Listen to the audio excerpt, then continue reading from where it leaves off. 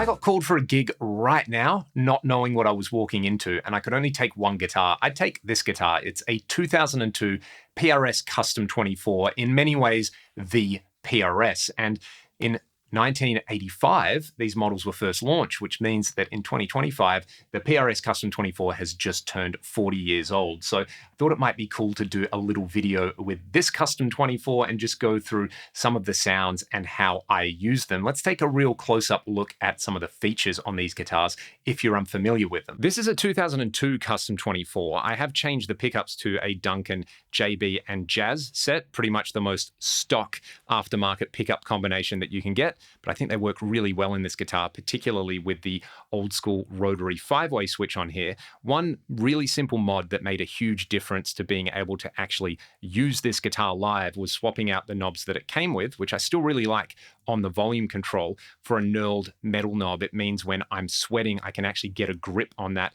and twist it into place. Having said that, I totally understand why so many people prefer the Strat style 5-way switch that PRS do now. The older Custom 24s, of course, had the PRS sweet switch instead of a tone control. I think the tone control just makes so much more sense. So it is interesting to see how over the years of this guitar, it has moved to more of an accepted or traditional layout with the master volume and tone and then a 5-way switch on there like a Strat. This obviously has the lovely violin carve. This is a 10-top, even though it's not the most crazy figured piece of maple on there. I do really like the natural maple binding that PRS do. This guitar has it. My DGT and McCarty have it, and my single cut has it as well. I think it just adds a really lovely contrast on there between the gloss black back and the top on there. I do have to say as well, seeing photos of me playing this guitar live, the top just absolutely pops, and you can see that it was definitely designed to look great under stage lighting. This also has the PRS signature bird inlays. These ones are particularly nice on this guitar, and I know not everybody enjoys the birds. I personally prefer the dots, or as PRS call them, the moons on there. And I was an embarrassing number of years old before I realized that these are different species of birds that are represented. It's not a single bird in flight. So a little bit of PRS trivia for you on there. Otherwise, this guitar is totally stock. Like I said, I did change out the pickups. It's got the PRS 2-way trem, which works really, really nicely, feels super solid, and is very nice and smooth. And then this one has the locking tuners. I can't remember what phase these are. Maybe I should look it up and just put it up on the screen there. And then it's got a gloss black back, which I think, you know, looks totally fine. Little sticker with my name on it here so that I can remember who I am. When I was growing up, PRS was very much the nu metal guitar of choice, but a lot of people also considered it a very versatile instrument, basically a blend between a Les Paul and a Strat. If you couldn't take both of those guitars, you could just take a PRS and cover a lot of those grounds. So I will showcase some Stratier sounds and some more chunky Gibson style sounds on here. Obviously, having twin humbuckers in a maple cap mahogany body guitar is going to live in that classic Les Paul oriented space, but to me it definitely doesn't sound like a Les Paul. It also doesn't sound like a Strat. It sounds like a PRS. This one has the wide thin neck on it as well, which is just very inoffensively comfortable. And I don't say that in a bad way. It's one of those things where you don't go, wow, this neck feels great. You just play the guitar and the neck doesn't really get in the way, which I think is the highest praise I can give anything, where you just start playing the guitar and you make guitar noises on it without thinking too hard about it. So I was saying nu metal before, so I'm going to start out in drop D and just play some chunky riffs. Then we'll hear some like 80s style cleans out of it. We'll hear some Vox style chimey stuff, and we'll hear some JCM 800 oriented rock out of it.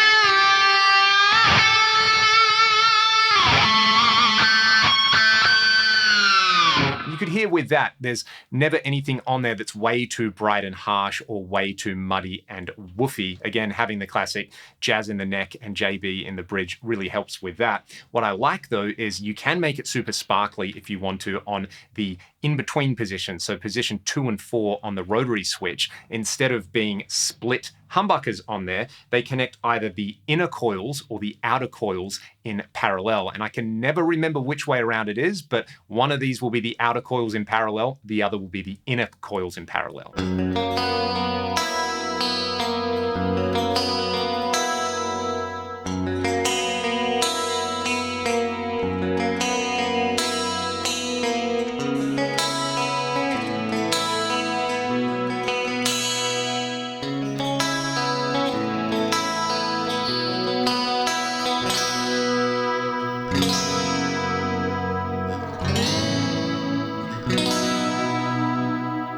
It's great for those sparkly clean sounds. It also works really well with a fatter style clean sound, especially if you use the tone control on here. And this has one of the best voice tone controls on any of my guitars. I've found that, especially playing it live, I can pull out just the right amount of brightness before the tone control really falls off the perch, this kind of thing.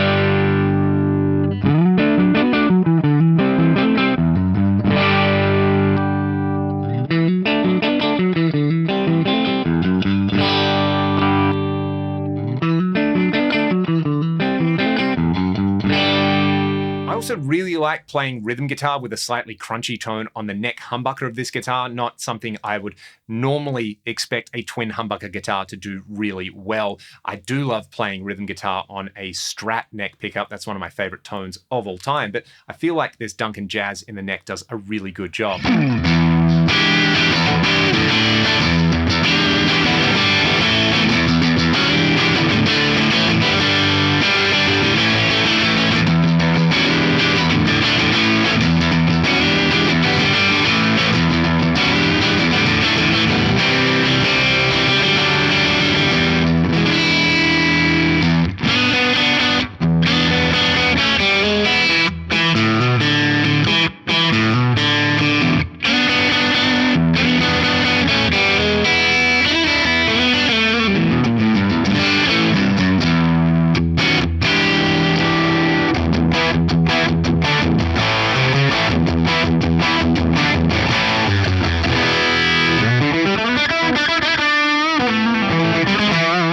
That's the same way I would use a Strat. I'd play rhythm guitar on the neck pickup and then switch over to the bridge for more of a cutting lead sound. Let's hear it with a Marshall style amp sim now.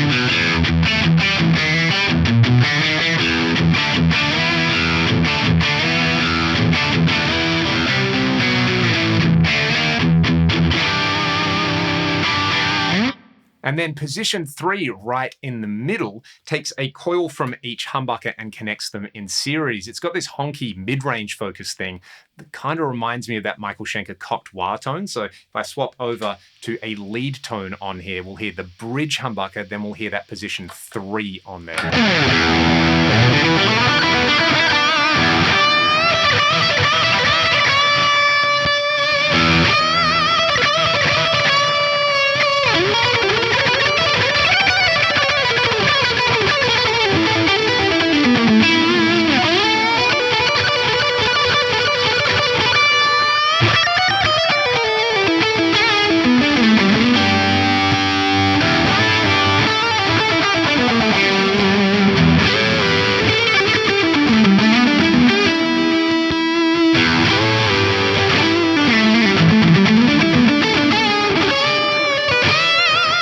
finally, taking the parallel positions with a very low-end, heavy, modern high-gain amp can get you a bit of that Thai Tabor Dogman soul tone. We'll start on the bridge humbucker.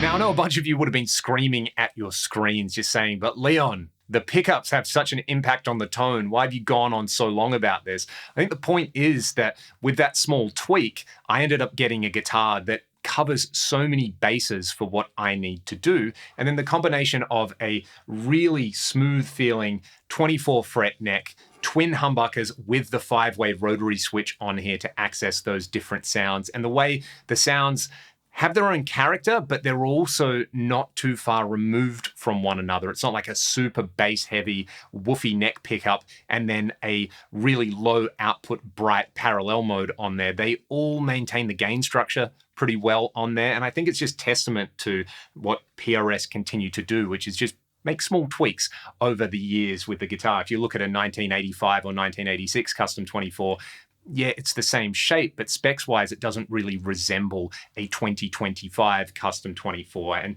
you know, there's some things for the better. Like, I think a lot of people prefer the 5-way Strat style switch, and they will not be complaining about that being on the guitar for the next 40 years. And then you've got things like the winged tuners. Like, Paul, really, how much does a winged tuner make to the sound of a guitar, especially when you run it with any sort of gain on there? Those kind of things, though, I feel like Paul's like earned the right to make those statements. And, you know, if he can hear the difference, I'm sure he's been building guitars a lot longer than a lot of us.